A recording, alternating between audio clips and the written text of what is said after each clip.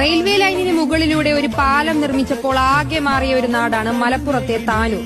60 വർഷമായുള്ള പാലം എന്ന ആവശ്യം സംസ്ഥാന സർക്കാരിന്റെ ലെവൽ ക്രോസ് ഇല്ലാത്ത കേരളം എന്ന പദ്ധതിയിലൂടെ 33 കോടി രൂപ ചെലവഴിച്ചാണ് കിഫ്ബിയുടെ നേതൃത്വത്തിൽ യാഥാർത്ഥ്യമായത്.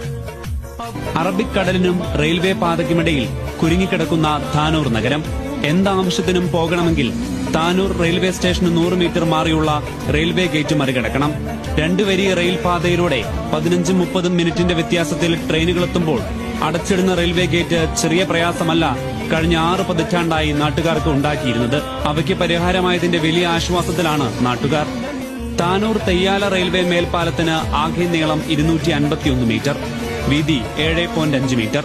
കൂടാതെ 1.5 മീറ്റർ വീതിയിൽ നടപ്പാതയും 143 മീറ്റർ അപ്രോച്ച് റോഡും കൂടിയായതോടെ താനൂർ നഗരത്തിന്റെ കിഴക്കൻ മേഖലകളായ കണ്ണന്തള്ളി, കാട്ടിലങ്ങാടി, കുന്നുംപുറം ഭാഗങ്ങളിലേക്ക് ഗതാഗത തടസ്സമില്ലാതെ എത്താൻ കഴിയും.